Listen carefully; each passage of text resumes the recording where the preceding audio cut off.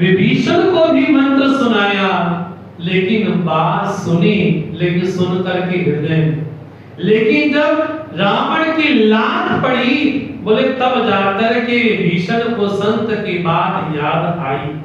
बोले हमें भी संसार से रोज लाते ही मिलती, सुबह शाम लाते मिलती हैं, लेकिन हम ढीठ बढ़ करके पड़े रहते हैं बस।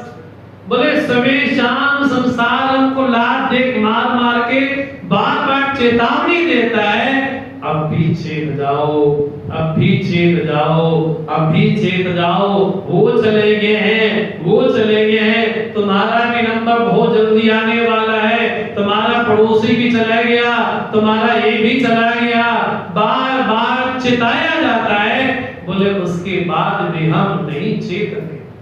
बोले इसमें दोष विधाता का नहीं है, इसमें दोष हमारा ही है।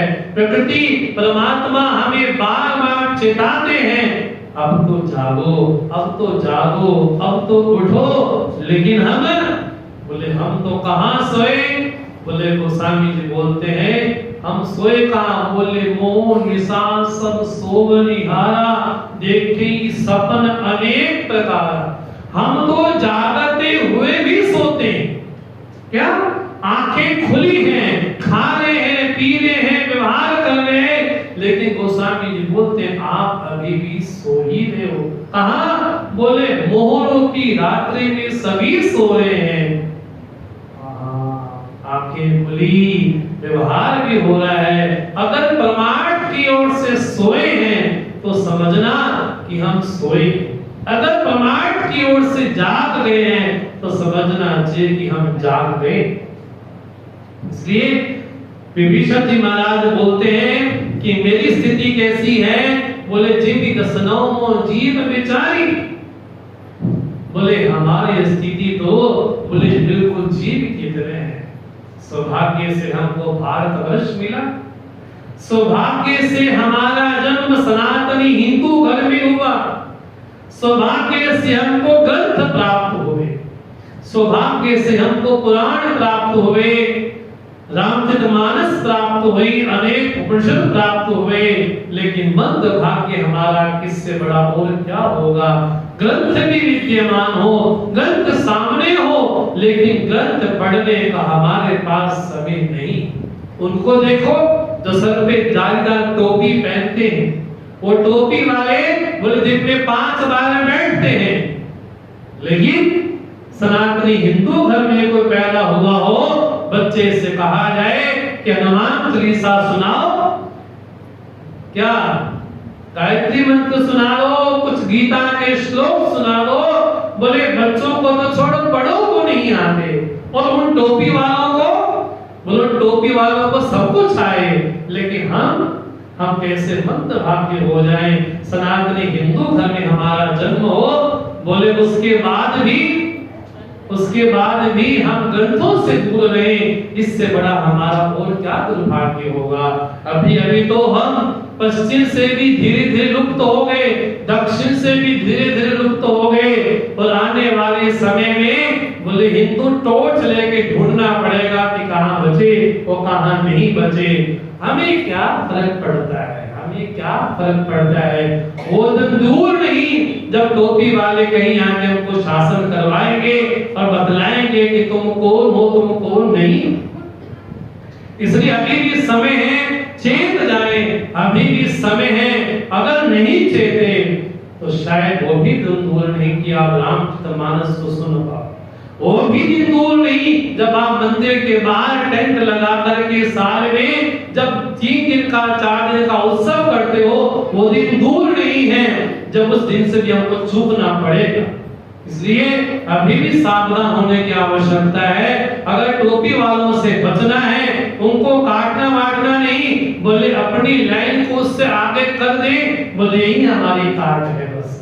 अगर हम अपने बच्चों को अपने परिवार में गीता को, मानस को, ग्रंथों को बच्चों को पढ़ाते हैं, कहानियां सुनाते हैं कि राम कैसे थे, भरत कैसे थे, शत्रुघ्न कैसे थे, जानकी जी कैसी थी, उर्मिला कैसी थी, विभीषण कैसे थे, जब अपने परिवार में ऐसे संस्कार देंगे तब शायद संभावना है कि हमारा धर्म पुनः सुरक्षित रहे।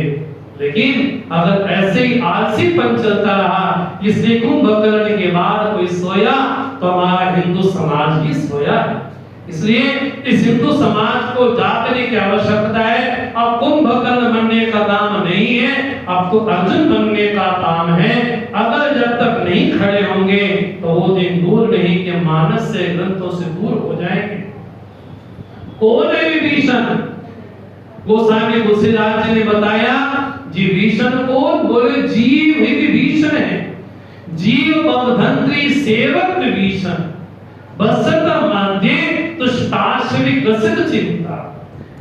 देखो रामचरितमानस में जितने पात्र आए, चाहे वो अहिल्या का पात्र हो, चाहे त्रिजटा का हो, चाहे मेघनाथ का हो, चाहे कुंभकर्ण का हो, चाहे रावण का हो, चाहे कोई भी पात्र हो, वो पात्र आज भी जीवंत है।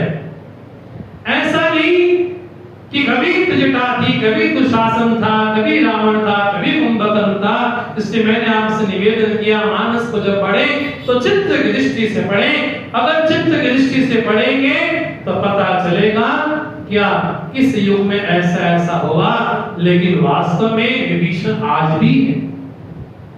कौन है विभीषण? तो गोस्वामी तुलसीदास जी ने मेरे पत्रिका में कहा, बोले जीव ही विभीषण है। और उस जीव ने सौदा किया किससे? रावण से। हम सभी लोगों ने सौदा किया अपने जीवन में किसके साथ? मोह रूपी रावण के साथ। रावण कौन है? तो मैंने पत्रिका में गोस्वामी जी बोलते, मोह दश बोली तदुदात अहंकार। इसलिए मेरा आपसे निवेदन है कि मानस को केवल ये मत पढ़ो कि रावण था, कुंभकर्ण था या मेघनाथ था। वो मानस आज भी जीवंत है। क्या बोलते हैं गोस्वामी जी? बोले विभीषण कौन? बोले जीव ही विभीषण है।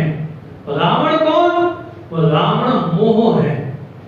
मोह रूपी रावण से हम सभी जीवों ने समझौता कर लिया। क्या समझौता किया? क्या सौदा किया? बोले मैं तुम्हारे काम में दखल अंदाजी नहीं करूंगा। क्या? मैं तुम्हारे काम में दखल अंदाजी नहीं करूंगा। विभीषण रावण को रोकता टोकता नहीं है। क्या? रावण कुछ भी अत्याचार करे, अनाचार करे, भ्रष्टाचार करे, कदाचार करे, विचार करे, विभीषण उसको टोकता नहीं है। तो विभीषण रूपी हम सभी लोग जीव भी क्या किए? बोले मोह रूपी रावण से हम सभी लोगों ने समझौता कर लिया। मैं तेरे काम में दखल अंदाजी नहीं दूंगा, तो मेरे काम में मत देना। बोले परिवार इसलिए टूटता है। क्यों? बोले उसका मुंह वहां, उसका मुंह वहां। बोले मुझे तेरे से मतलब नहीं, वो कहती मुझे तेरे से मतलब नहीं। बोले क्या है? बोले ये वास्तव में हमारा निवास कहाँ है? तो गोस्वामी जी बोलते हैं लंका बनाई किसने? बोले लंका बनाई मैं दानव ने। किसने? अब